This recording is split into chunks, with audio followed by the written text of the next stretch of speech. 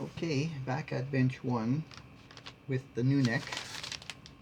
I've transferred all of the tuners onto the headstock, and I have also put my logo, as it is this time, on my headstock, and I sprayed this with a Krylon matte finish, and it came out perfect on one try. And now I have to drill all the pilot holes for these tiny little screws in this neck because it doesn't come with any pilot holes, of course. I have lined up all of the put that out of the way, tuners, and it seems like they're exactly where they should be right now.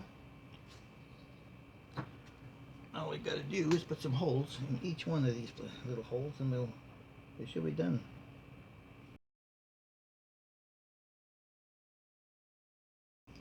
Okay, let's just snug up the front.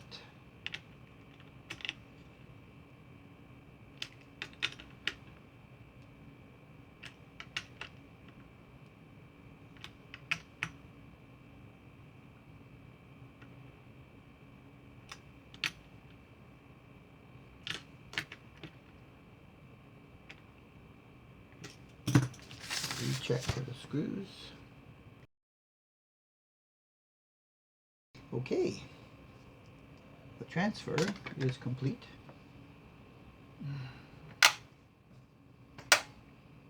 For that,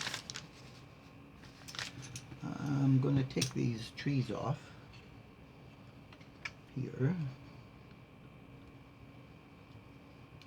and I'll decide where and if I need them on the new one.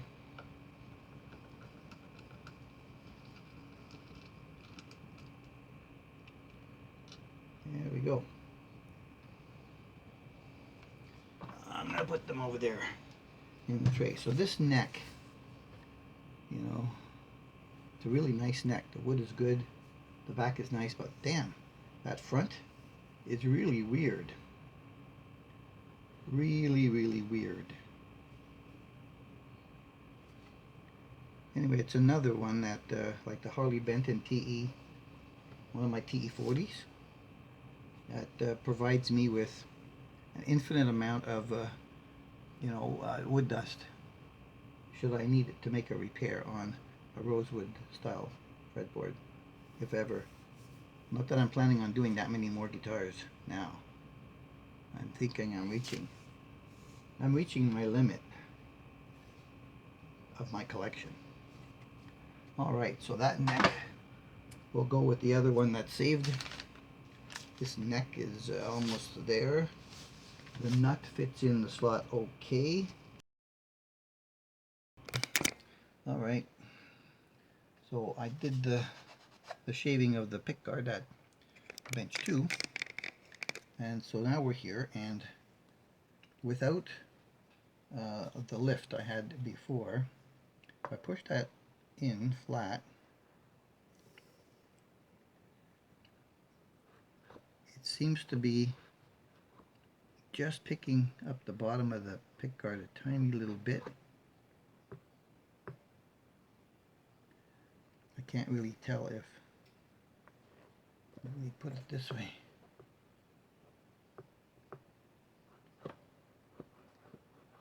Yeah, I feel it come up a tiny bit. Now I wish this was a little thinner. Maybe one of these will end up being the right one, I'm not sure, but I did need quite a lift to be able to get the saddles just right.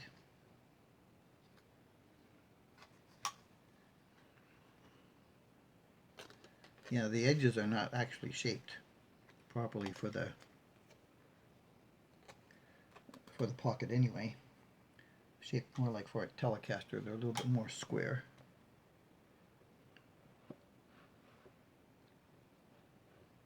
So this one, whatever thickness it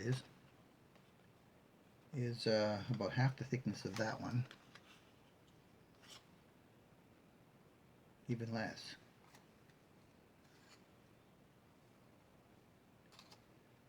and it's just enough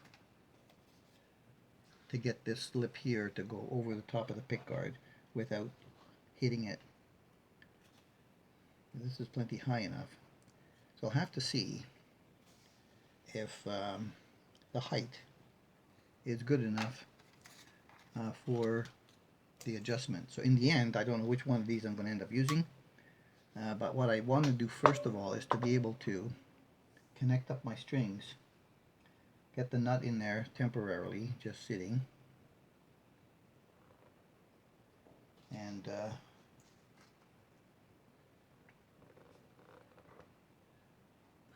I guess I'll just stick that in there for the moment because it was already a little bit pre-shaped for the bottom there, just to help me out, just so I can find where the holes have to go in the body.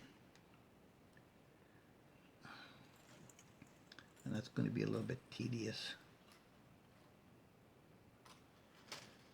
Okay, one string at a time. One little thing before I can take this back to bench 1 to mate with the neck. I've got to just shave this pick guard, and I'm trying to, I had to get that screw out of there. Let's see, did I lose it? Okay, yeah, okay. Okay, what I'm going to do is just put some tape, a couple of tapes here, one to hold this corner down and one to hold this corner down temporarily, because I'm going to have to hand, I think I lost the screw on this pickup as well. Okay, just got it. That's as low as it'll go, and the poles are a little bit high. So I'm going to have to just, you know, hold it over just that depth and see if I can, where's my window, to see if it'll go just below there. No, I'm going to need a little bit more depth on that bit.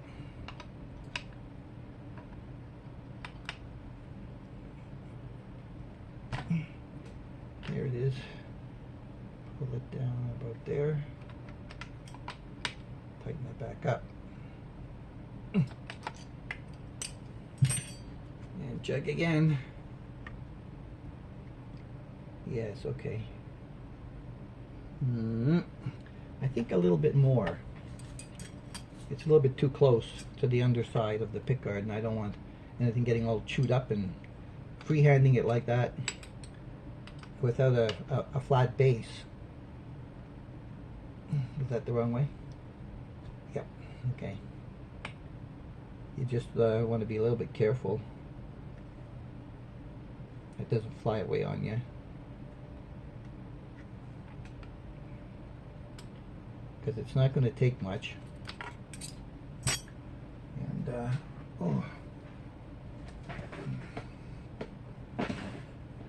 free-loading extension cord here, that's off. Let me remind myself which way it spins. I also marked the top on and off so I'd know in which position it would be before I plug stuff in.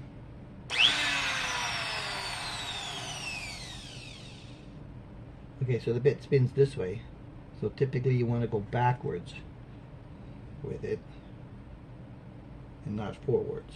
Okay, so you want to go start over this way. Alright, here we go.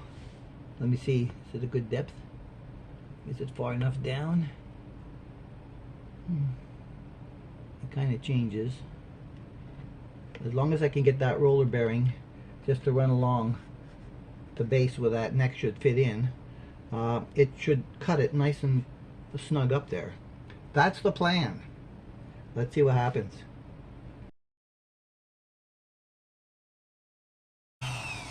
Alright, well that was pretty good. It just didn't make a lot more dirt. It barely touched it, and I think it's going to be much better. Tools. Let me get this dirty towel off of here and shake it in my garbage can.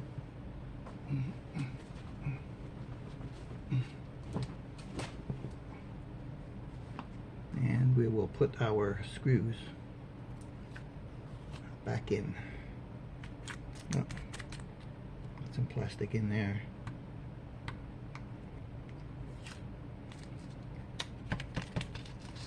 Don't want to leave any of that in there. It'll just screw up the neck.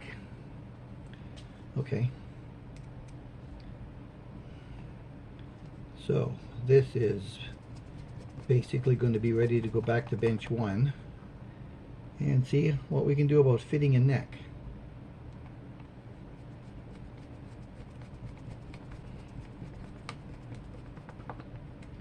Now let's see how it fits in that base down there now that there's no more overhang. See you over at bench 1. Okay, as it turns out, I got up to the 3rd one and I thought, okay, I'm figuring it out. And then the 4th one went well, and then the 5th and the 6th gave me trouble more than any of them, trying to get those little wires to go in the right direction. So what I've been able to figure out is that this neck fits nicely in the heel pocket. It can come right up on this side, and the string alignment over the strings is perfect. So knowing that, I am going to mark the position of the holes, where they have to go on the back of my neck, using my screws as my center points.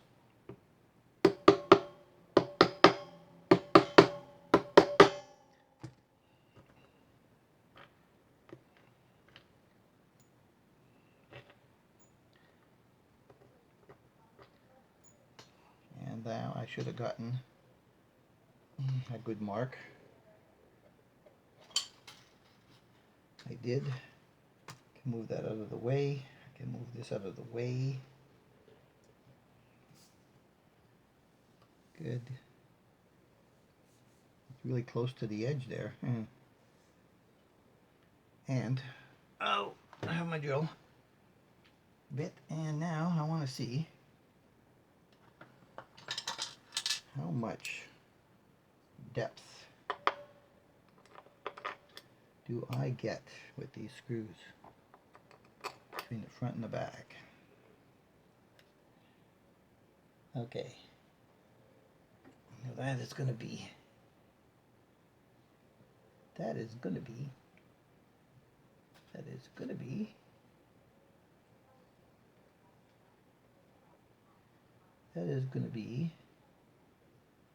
5/8. So I'm going to set my depth to a 1/2 inch.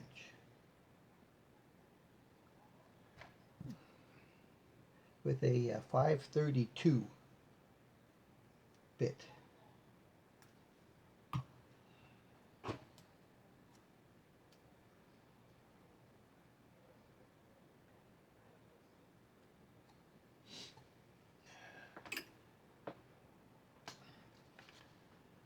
Okay. Straight and slow. A little bit of backwards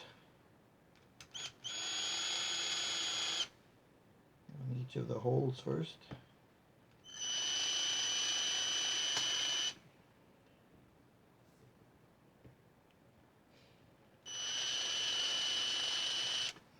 It gives me more of an area for it to bite straight.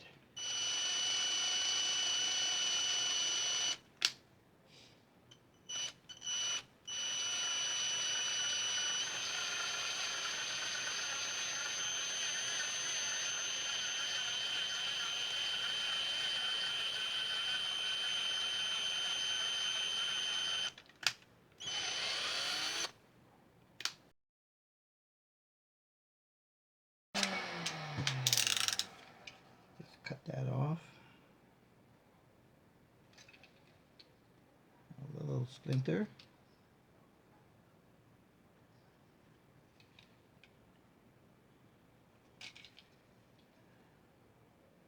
Not much, but there's enough.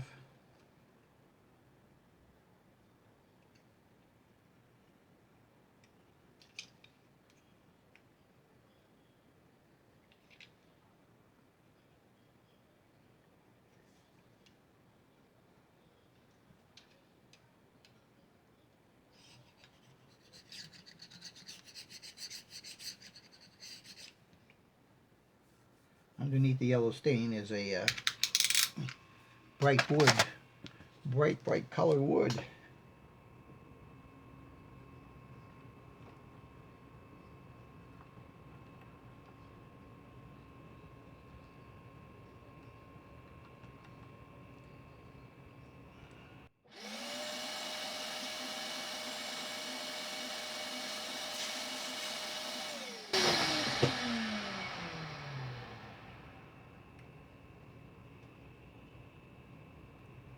Alright.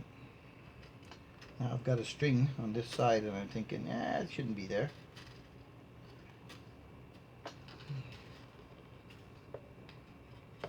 Okay. Let's not do any damage.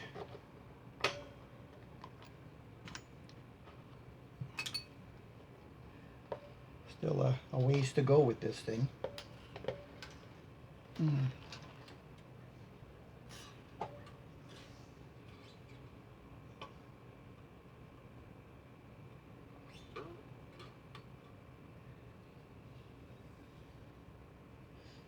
Okay, so obviously that is way too low.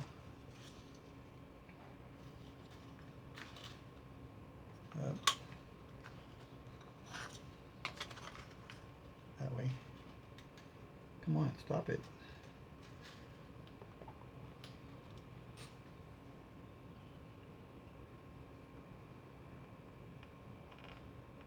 Now with that lift there, my screws are not even going to go as deep as I thought they would.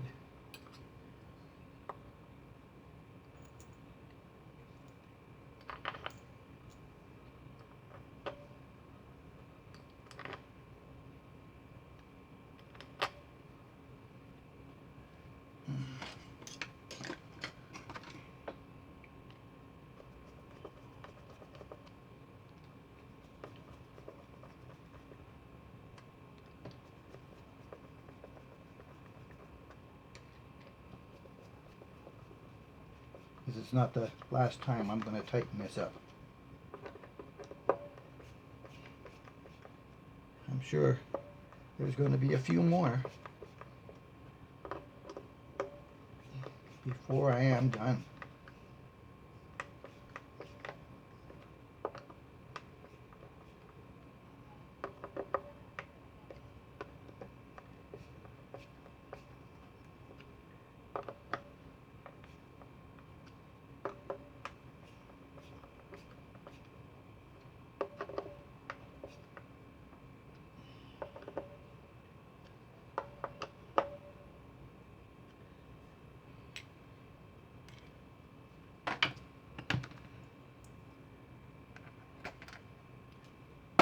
Remove the dangerous tools.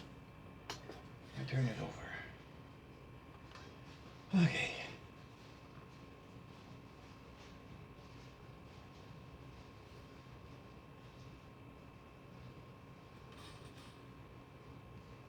Maybe I'm going to get away without that shim.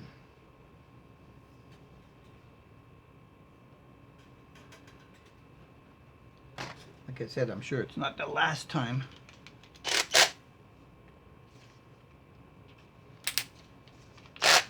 Come on.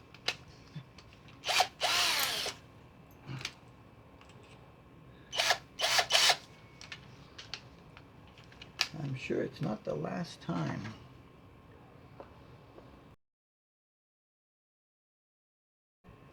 Okay. Let's get that shim out of there. See what it looks like without it.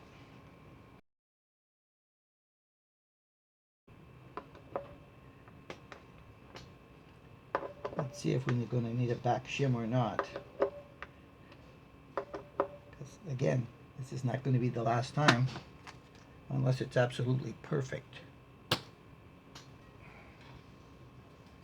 Okay. I'm going to need a string tree on that for sure.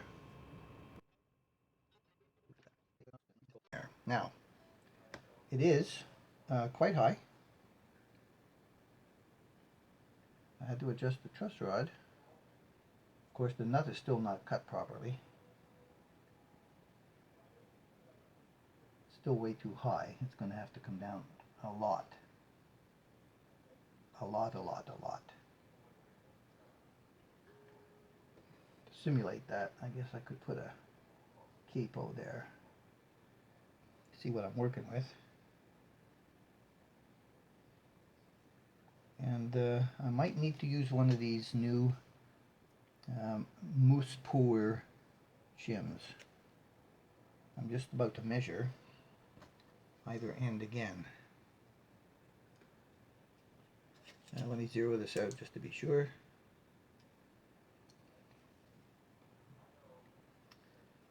Alright, 0.85 on that end, 0.81 on that end. So they call that a 0.25. This one's also a 0.25. A 0.90 on that end. 0.89 on that end. So this one is 0.84, 0.86. Now this very edge is 0.71, 0.67. It varies quite a lot.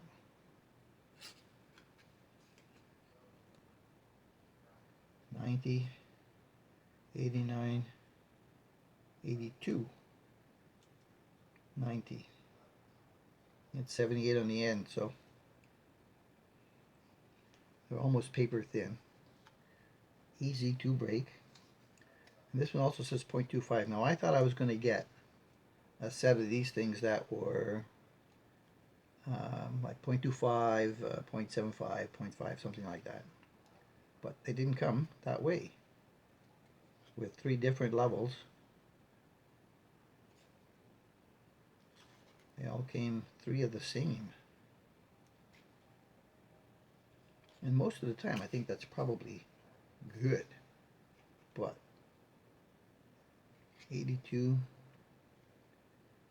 72.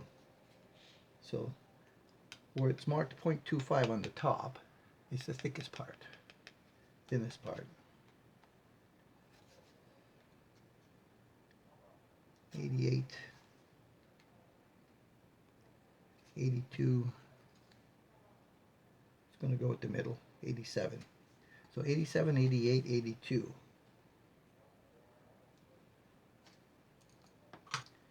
Now, it's going to be a judgment call.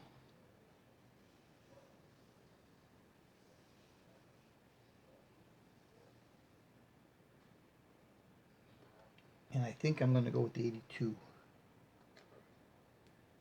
to start with, the smaller one, before I move up. Move the dangerous tools out of the way.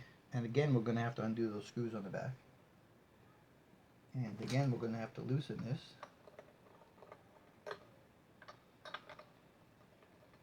And I'm going to have to shape that shim to fit the pocket properly, especially the curvature at the bottom in the back. Like I said, they're kind of squared off more for Telecasters.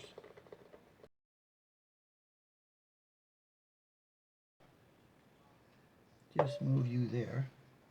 Thick edge goes in the corner, so okay. I've got an idea.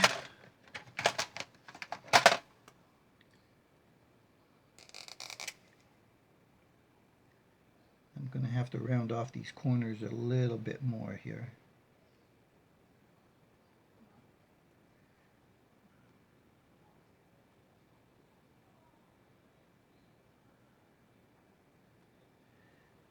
I'll take that to my sander a few times until I get it right, and I'll be back. You know what? I got it on the first try. Yeah. I got it on the first try. Exactly where it should be. And I marked up the edge with a red marker, so it's not as noticeable when the shim is in place all around there.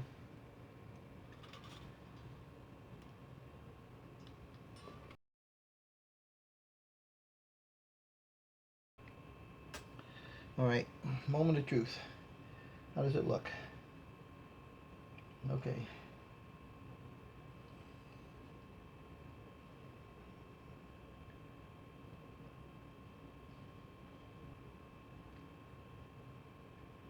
I think it's going to work. Saddles are going to have to come up a little bit more, I think. Now let me just check the action height here. Alright, so the action height is 4, 3, 3. Yeah, they're all over the place. Of course, the intonation is not going to be very good either. But that's pretty close. So I'm still having hopes.